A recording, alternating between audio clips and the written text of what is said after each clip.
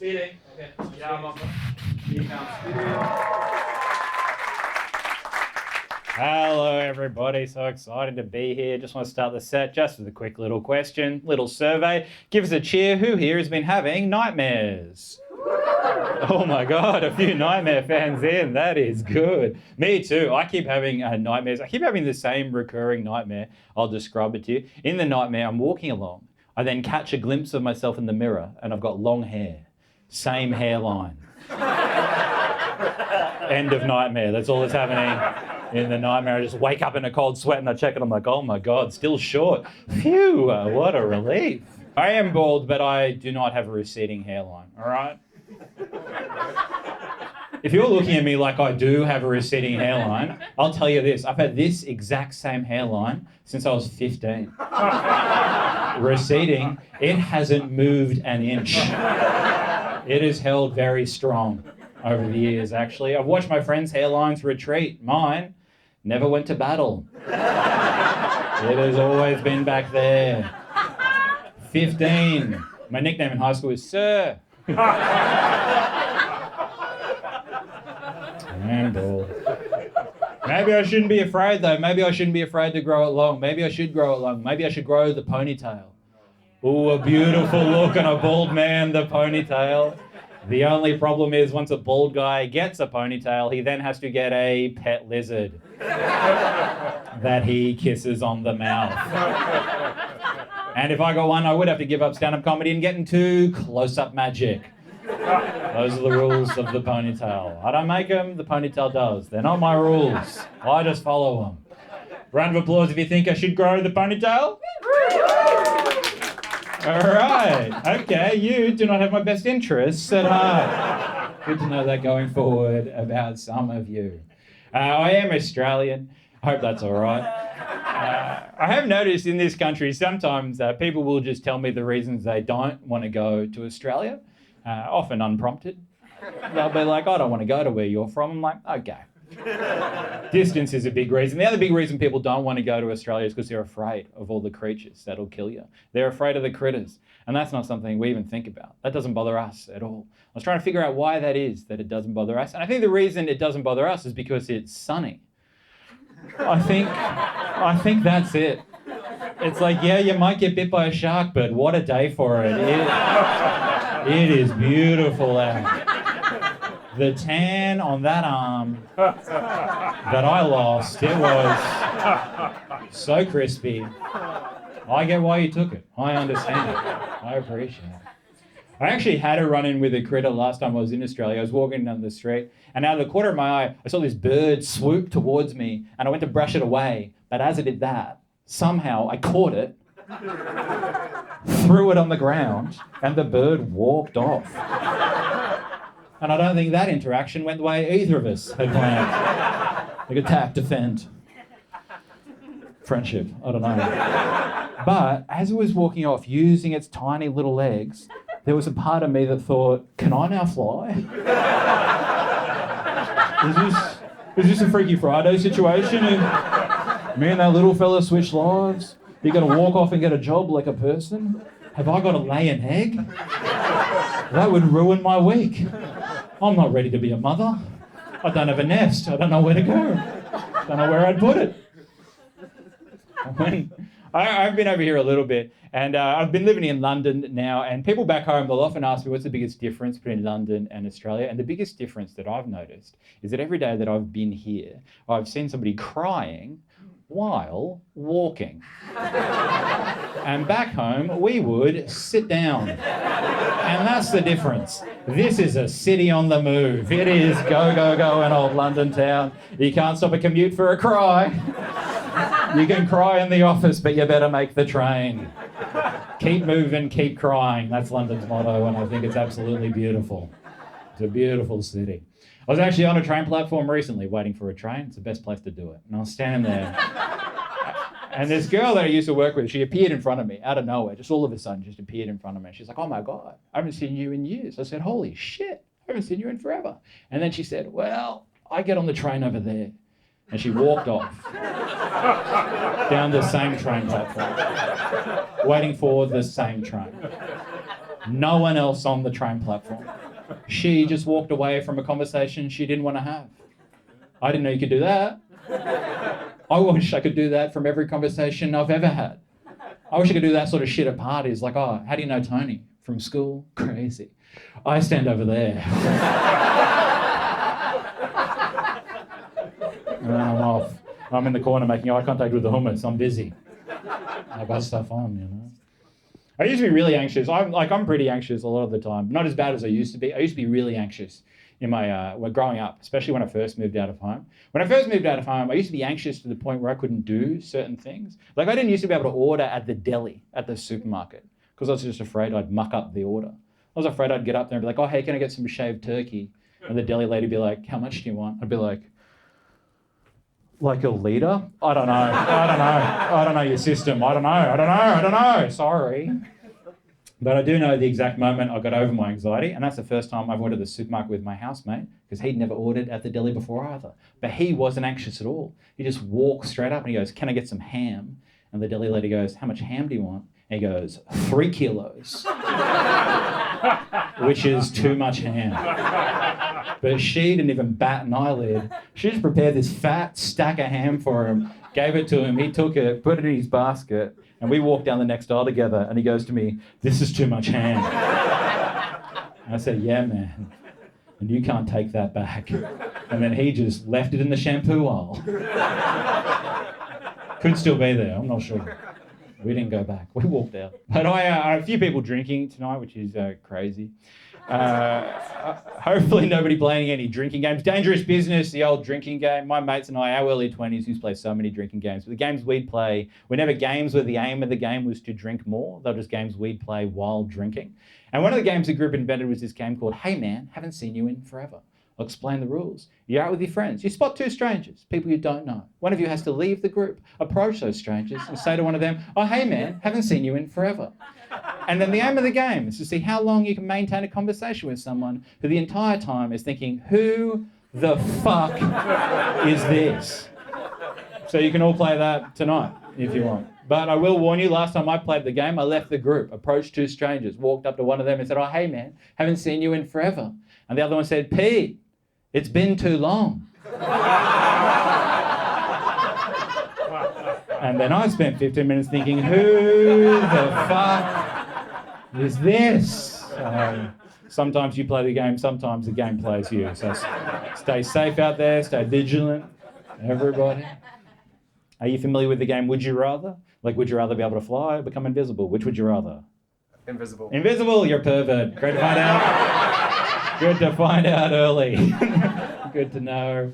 I heard the worst, but everybody else says fly. That's crazy. You said invisible. Absolutely not prepared for that answer, but that is crazy.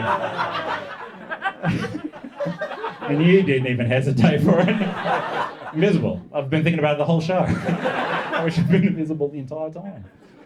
I heard the worst version of the game Would You Rather recently. I was standing near a bus stop and I had headphones in, but the song had stopped playing so I could hear the world around me. And as I was standing there, this dog walked over and sat next to me, and I looked at the dog. And as I was looking at the dog started licking its own bits. And I was looking at the dog. And out of the corner of my eye, there were these 2 young guys at the bus stop. And out of the corner of my eye, I saw one of them point at me, and I overheard him say, would you rather be that guy or that dog? I walked off. My self-esteem's not high enough for the results, where I come a distant second to that dog. Look at what he's doing. I can't do that. I've failed every time I've tried. The dog gets my vote as well. The dog's a god. We should all be the dog. You ever been to the movies? Yeah. That's great. I love the cinema. It's like watching your phone, but fucking huge. I can't get enough. I went a while ago on a Saturday to go see a horror film, and the movie didn't scare me, but as the movie started, these 5 15-year-old boys rolled in, they sat in the back row, and that scared the shit out of me. Because they started yelling out stuff from the get-go. The movie started, and they just started yelling out. They're like, penis! That's it. Penis! Just over. Penis! It was driving me crazy. And I wanted somebody to say something to get them to stop. And what I really wanted was somebody else to say something to get them to stop. And nobody else was saying anything. And I was sitting there trying to figure out, like, what's the perfect thing to say to get him to stop? And I think I worked it out. You just go full dad mode. Keep it simple. 3 words. Boys, shut it. Perfect. But I didn't say that.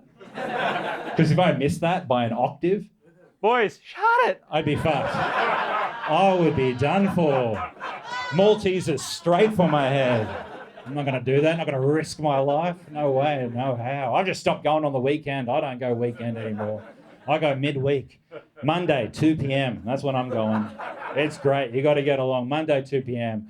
I went a little while ago. I went to see Anora. If you don't know Anora, it's getting a bit of Oscar buzz at the moment. It's about an erotic dancer and it's rated 18 plus for nudity and graphic sex scenes. And the only reason I tell you that is because I don't know if you know who else goes to the movies at 2 p.m. on a Monday. It's a lot of pensioners, a lot of old folks, a lot of grey hair in the crowd. Pretty full house, to be honest. And I'm not sure the oldies knew what the movie was about. Because there's a lot of nudity early on, first 10 minutes especially. And there was also a lot of walkouts. The oldies, they were getting up and they were walking out. They weren't enjoying the film. And the movie ended and the credits started to roll. And as the credits were rolling, this old woman stood up and she said, "Did anybody enjoy that?" You can do that? Did you know you can conduct a survey at the end of the film? Did you know that's not illegal? You're allowed to just ask everybody else what they thought of the movie you all just watched together. She said, "Did anybody enjoy that?" She said, "I thought it was gratuitous." And then she stormed out. An old lady who was 2 over from me, she turned to me and she said, "Well, I liked it." I was like, "Yeah, me too, lady." But back corner, back row, there was a man on his own and he stood up and he said, "If you don't enjoy a film, you can leave at any time." To no one. He just announced it in a tone that felt like he said it every week, no matter what happened in the cinema. If you don't enjoy a film, you can leave at any time. Like it was his job, in a way. But what I liked most about him is he turned to me and the old lady. We were in the same row. He turned to us and he said, "Good day." And he tipped his hat. Except he was not wearing a hat. And I don't know if he knew. He just tipped his head. And that's why I'm going Monday, 2 p.m. Because the seniors have got a lot of opinions. And they're running out of time to tell them. If you've ever wondered why every old person in your life's all of a sudden very chatty, it's because they've realised they've been too quiet for too long. They've been keeping it in. Their own credits are about to roll, so they're getting it out. They're getting it out right before the end. Coffee's cold, train's late, didn't like the movie. They just got to get it all out. I appreciate that about them. And that's why I'm going Monday, 2 p.m. I highly recommend it. You've got to get along.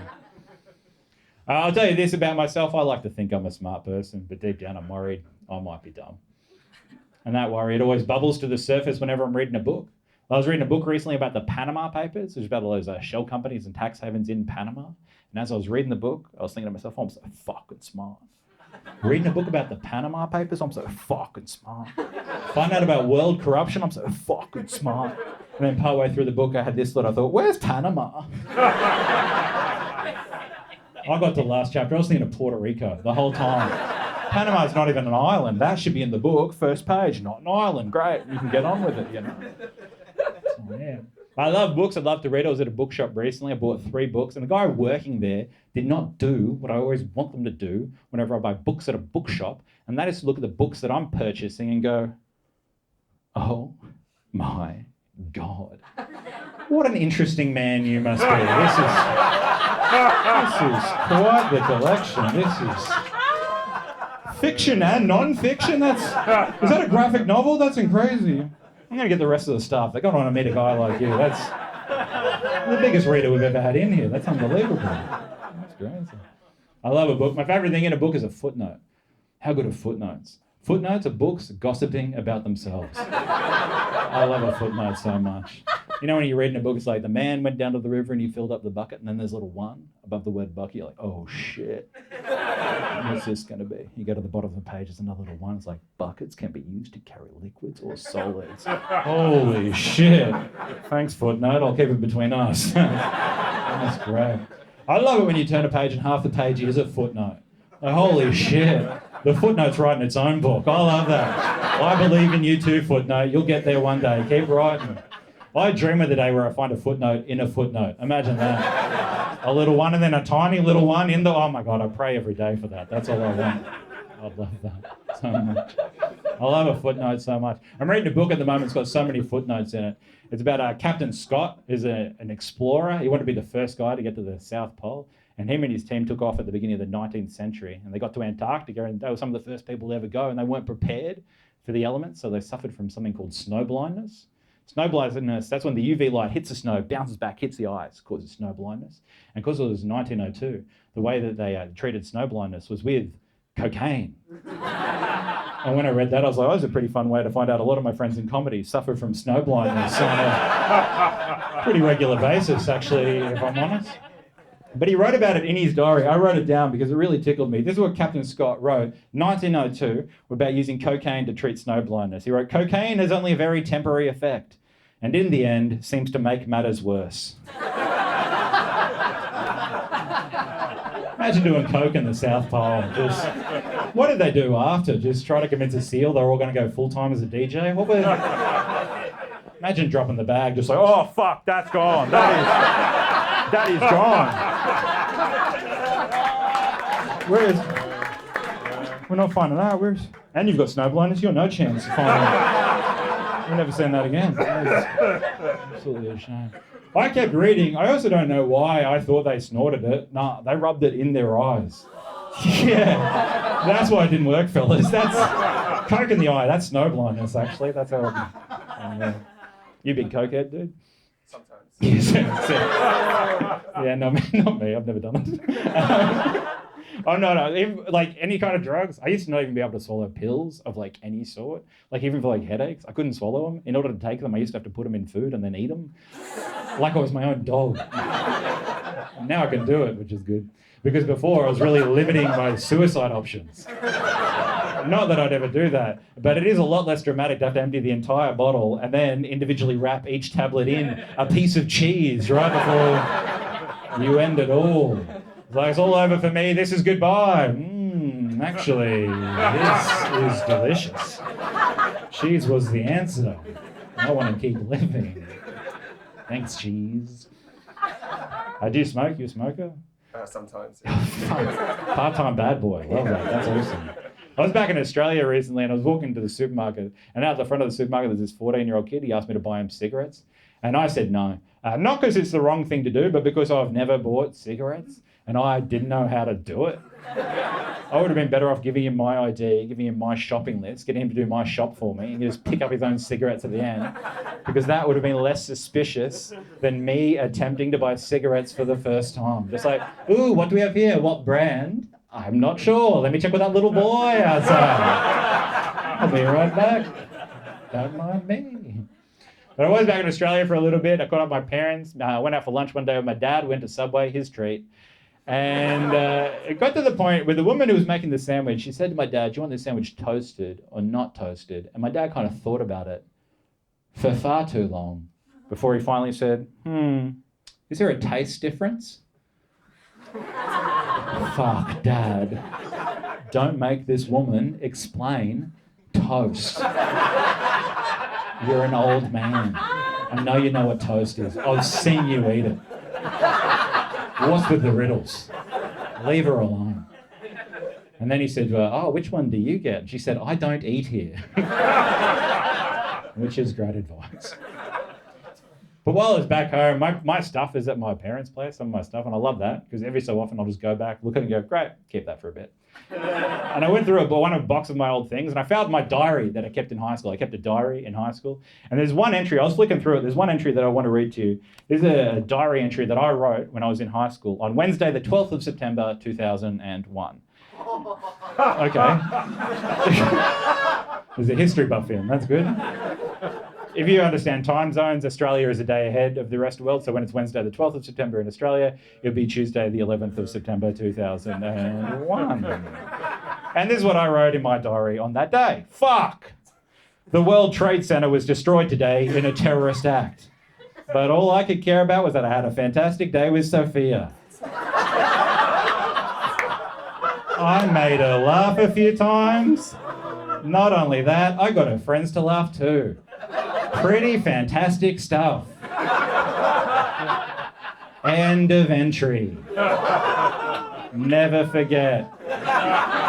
Never forget a day you made the girls laugh. Never forget. I described the day of 9/11 in writing twice as fantastic. Even Osama bin Laden would have been like, all right, well, We actually missed a target, so it was only fine for us. So relax. I flicked through other pages. I thought maybe I wrote something else about one of the most significant events in world history. That's it. One sentence. It is a good thing I didn't write the Diary of Anne Frank. You wouldn't have known the war was on. It wouldn't have come up. No idea. But Sophia, I had a big crush on Sophia in high school. And I had a big crush on her in high school. Can I describe to you an outfit she wore to school one day? And you tell me when you figure out she's gay. And then I'll tell you when I figured it out. All right? Pretty simple game. I'll just go item by item through the outfit. You just yell out and vote whenever you work out that she's gay. All right?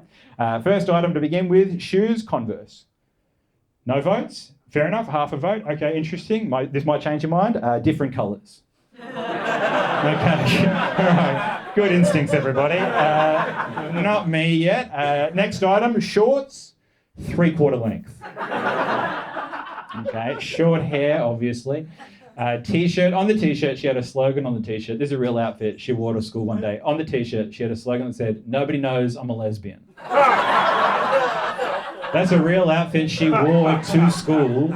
I saw that and thought, and she's funny. Fuck, I love this girl so much. The way the sunlight bounces off that wallet chain.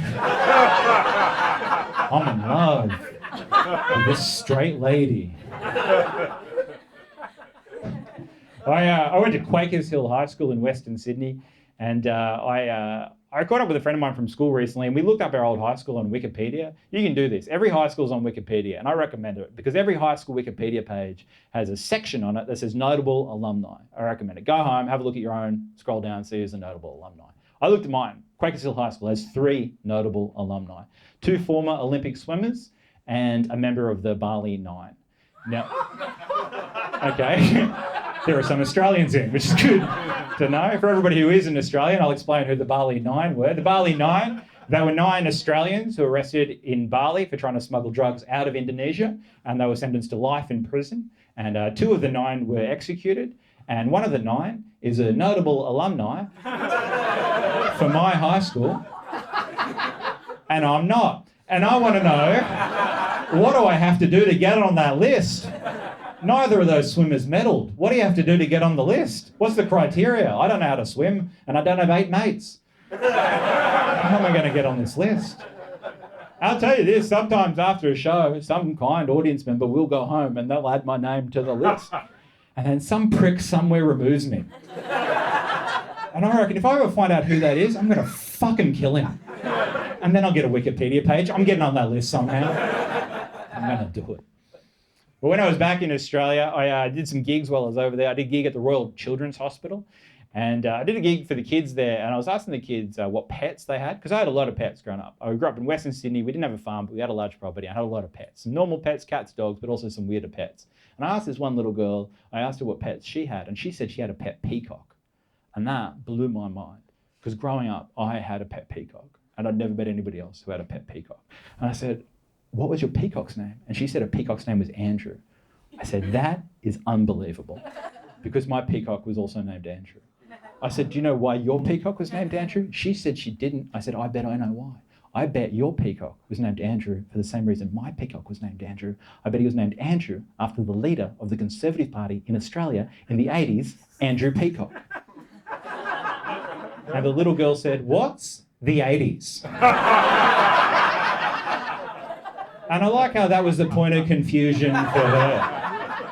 She's like, yeah, I'm across the ins and outs of the leadership battles of the Australian government, but what the fuck is the 80s, old man? Explain yourself and do it quick. But I did have lots of pets. We did have a peacock named Andrew. But the weirdest pet that I had growing up is I had a pet donkey. And a donkey is a pretty weird animal because it's very similar to a horse, but does get a very different reaction when you tell people you had one. Tell people you had a horse growing up, they're like, oh, you come from a rich family. Tell people you had a donkey growing up, they're like, oh, you come from the Bible. That's crazy. How'd you get here? That's amazing. But the thing about having a donkey as a pet is we had a large property, but the hardest part about having a donkey, when the donkey dies, that's pretty hard to deal with. Because I don't know if any of you have ever dug a hole big enough to fit a donkey, but that's a lot of work. It's a lot more work than you think it's going to be. It's definitely a lot more work than my dad thought it was going to be. And I bet every one of you would do what he did, which was partway through digging, just give up and then build a mound of dirt over the donkey. Now, the thing about the donkey mound is that my family, they don't live in Sydney anymore. Mum and Dad sold that property. That paddock is now a little park. It's got a little hill in the middle of it. You can all go visit it. Next time you're in Sydney, go way out west. Go to Quakers Hill. Go to the corner of Wilson and Pye Road. There's a park there. Go for a little stroll. Go for a walk. Past the children's playground. Keep walking. You'll hit a shift in the terrain. You're like, oh.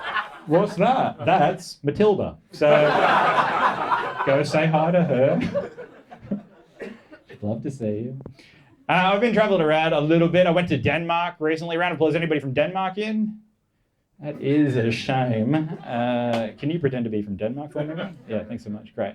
Because I went there. I wanted to learn Danish before I went. I was hitting the Duolingo pretty hard. I did 135 days in a row, and that little owl lied to me. I learned nothing. That is an impossible language, the Danish language. Like, what's the Danish word for chicken? See, even for a native speaker, he can't even. There's no idea. So that's how hard the language is. It's crazy difficult. But I knew I didn't have it even when I got there. And when I got to Copenhagen, I'm a bit of a foodie, so my first stop was the KFC. And I like to see what the Colonel's up to across the globe. And I'm here to report he's doing good work everywhere. I think it's great. I did. I went to the KFC in Copenhagen. I walked in there and I walked up to the girl at the register and I knew I didn't have it. So I was just like, a Zinger burger. And she said, English? I said, Australian. She said, do you speak English?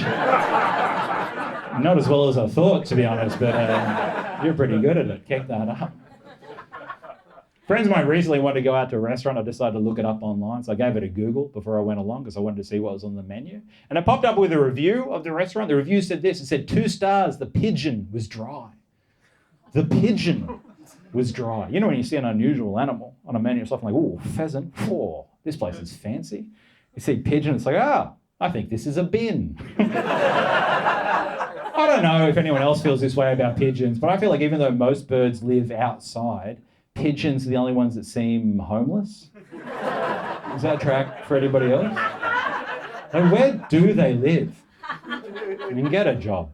I've never eaten pigeon before because I didn't grow up in a Charles Dickens novel, so I've never had the opportunity. So I thought I'd give it a go.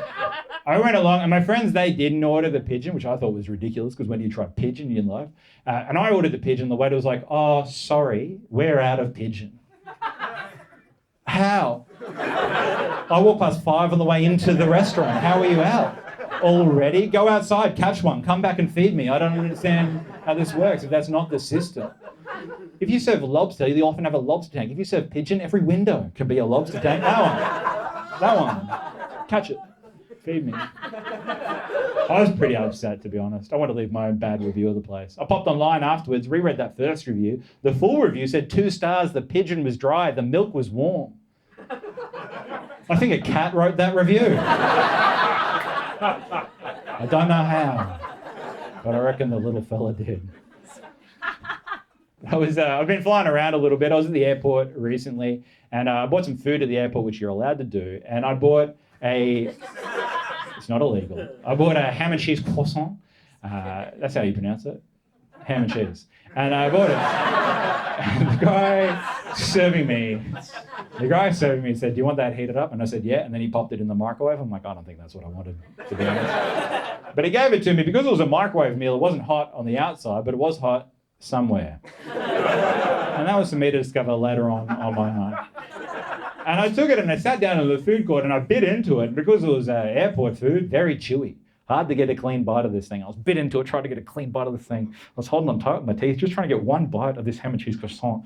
I was pulling back with my teeth and I was holding on tight to the croissant. I was pulling back with my teeth and I was holding on so tight to the croissant. I was pulling back with my teeth and I was holding on so tight to the croissant that I pulled the croissant clean off the ham. The ham sprung back, slapped me in the side of the face, scorching hot. That's where all the heat was, all in the meat, none in the pastry. Slapped me in the side of the face, kind of slid down my face, just hanging there off my chin. And because it was so hot, I didn't want to touch it with my fingers. Because I was so hungry, I still wanted to eat it. And so I just went back, one motion, straight down, like a goose. I gobbled it. I went straight back with it. And then I was looking around at everybody else in the food court, all of these people who are praying I'm not on their flight. I wouldn't want to be in the air with that guy. Every time you hit turbulence, I'd be holding on extra tight, looking over at a guy who's still got crumbs in the beard, butter everywhere. I'd hold on extra tight because I know that plane's going down. God is not saving ham face. You're going straight to the ocean. They're not even looking for him. They're going straight down. It's gone forever. But I have been flying around. I'm going to the United States soon, of America. And I'm going to Nashville, Tennessee, and there's this comedy club that I want to go to there. I decided to look it up online to see the address. And under the address, on the website, it says, no firearms allowed. How bad would you feel if you took your gun for a big night out and then you saw the sign right at the last minute, you're like, nuts. But I just hope they treat guns the same way they treat bottles of water on an international flight. Like you walk up and they're like, you've got to empty that here. Oh. And then you can go in. Man. I've been thinking so much about finger guns, just like bang, bang, bang, bang, bang, bang, bang. I'm thinking about it all the time. Because we used to play guns at school, like bang, bang, bang, bang, bang, bang, bang, bang, bang, bang. Like cops and robbers, like bang, bang. I'll say this about the kids who played the cops. Quick to shoot. I'll just say that. Bang, bang, bang. I'll just say that. Bang, bang. I remember we were doing that at school, like bang, bang, bang, like that. And I remember a new kid came to school, saw we were doing guns like that. He goes, you guys are doing that? You guys are doing that? He goes, what about this? Pulled that out. There's still part of me that thinks this is sick. I don't know why. I'm sorry, I'll put that down. I've got another one. I don't know what to do with it. I've got so many of these. I don't know where they're coming from. I'll get rid of them. There's another one. I'm sorry. I'll get rid of it. But I've just been thinking a lot about how, like, a lot of the games you play when you are a child are psychotic. Just like guns and cops and robbers at school, psycho. Did anybody ever play the game Mercy at school? That's the game where you lock fingers with your opponent and then you twist your hands back until one of you feels so much pain that you cry the word mercy. Did anybody else play that children's game that children invented? That is a kid's game that kids came up with, the psycho little criminals. Kids came up with that game. Kids came up with that one. They came up with Knuckles. That's a kid's game. Slaps, kid's game. That is why it's so important that adults continue to invent the games they give to children. Because no child would ever invent anything as boring and safe as snakes and ladders. An adult has to give that to them. Like, oh, thank you so much. We were seconds away from playing Russian roulette. Thanks, Mum. That's great. Really appreciate that. That's so good. In my 20s, before I started stand-up comedy, I was quite lost in my life. I didn't really know what I wanted to do with myself. And I remember a friend of mine took me along to this work seminar where the speaker said that if you want to find your dream job, you should think about what your passions were as a child. And that led to a 3-month period where I sincerely believed that I wanted to own and operate a maze. Like a minotaur. That is a job that I wanted as a full-bodied human being. I wanted to be a maze man. It was mostly a lot of drawing of mazes. Yeah, that's true. And I did come up with the name of the maze. I came up with this. This is my name. I came up with it. This is mine. I came up with it. This is mine. I came up with it. All right? I'm going to tell you the name, but I need you to know that I came up with it. This is my name, and I came up with it. All right? I came up with it. The Amazing Maze. That's mine. I came up with it. If you've heard that elsewhere, I will sue. That is my name. I came up with it. That's my name. This dream of running a maze did come to a crashing halt when I said it out loud for the first time to a friend of mine. I said to a friend, I think I want to run a maze. She said, I think you're depressed. Yes, it's trapped in a maze of the mind. I'll find my way out. It's a shame that I didn't become a guy who runs a shitty tourist attraction. I love those dudes. I appreciate their work so much. I love a shit tourist attraction. That's my favourite thing. Good ones? No thanks. Pass. Don't want to go. Louvre? No thank you. I want to go to Prawn Park. It's a very real, entirely prawn-based adventure park that I've really been to. It's in New Zealand. If you get the chance, check it out. And I'm saying prawn like the shrimp and not porn like you're hoping. Prawn. Prawn park. Probably wondering how many prawn-based activities can you possibly do in a day? Look at prawns.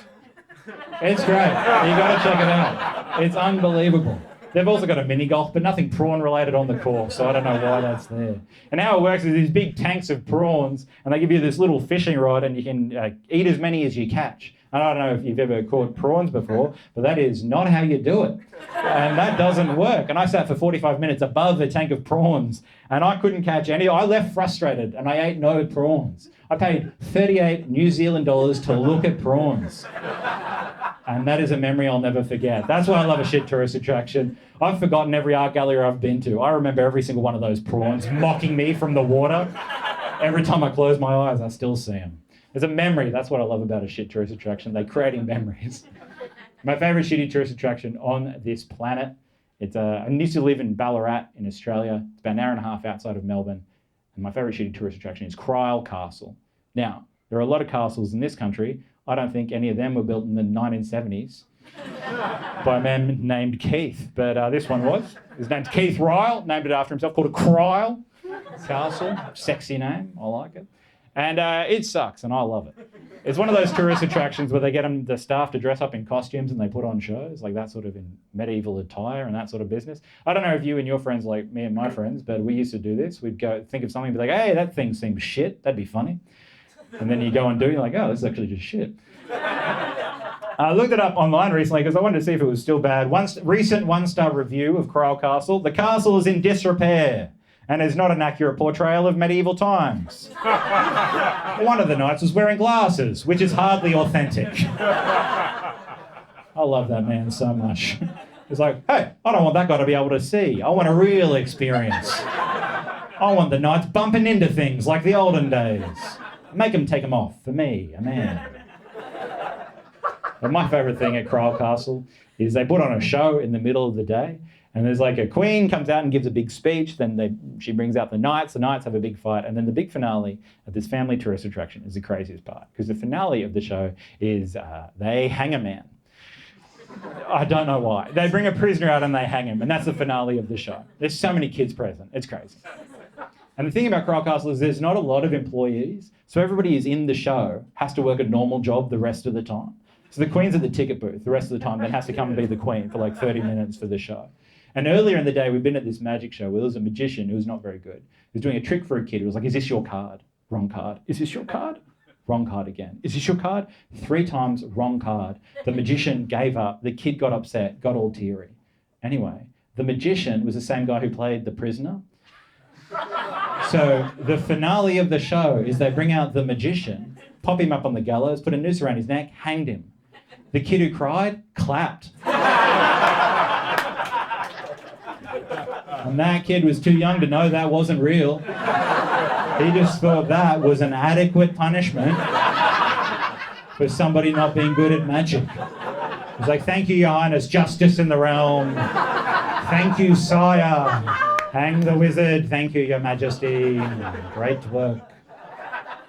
I love it. I'll tell you this. I'll tell you my favourite capital punishment fact. What's your favourite form of capital punishment? Beheading. Most people pass, but that's fine. I'll tell you my favourite form of capital punishment, and you'll like this one.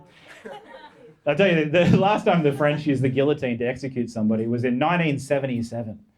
1977. That's pretty recent, isn't it? 1977. That means somebody's whole day could have been like, whew, just saw the brand new Star Wars film.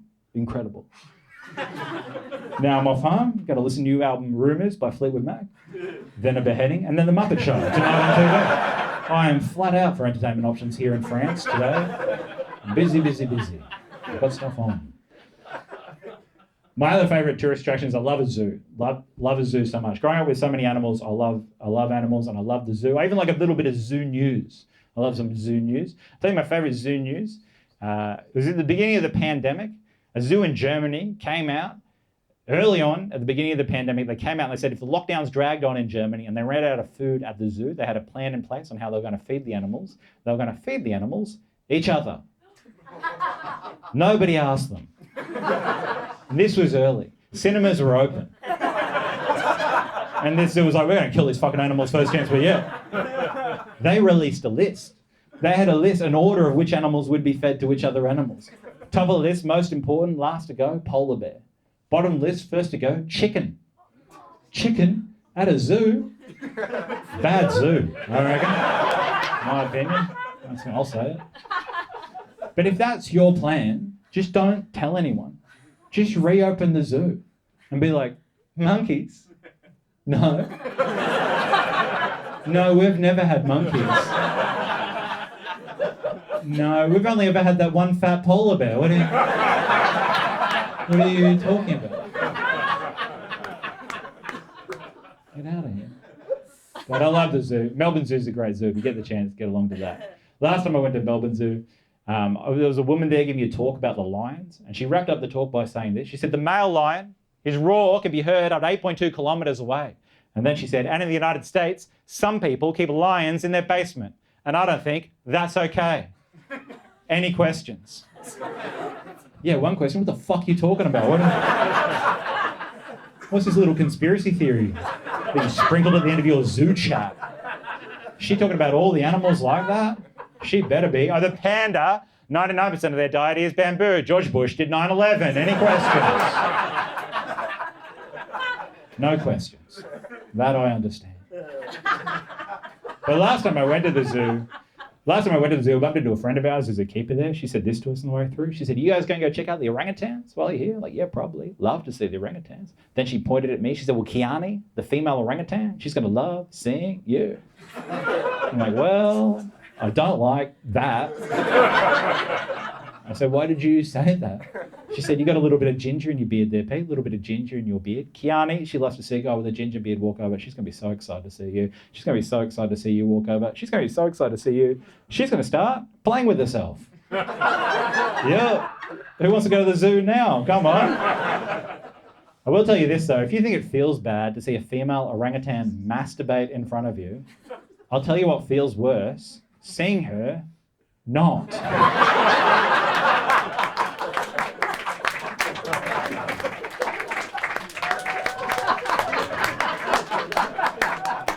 As I saw Kiani, we made eye contact for a long time. She got a good look at all this. She passed. This was not enough for that orangutan. You guys have been so much fun. Thanks so much for coming out.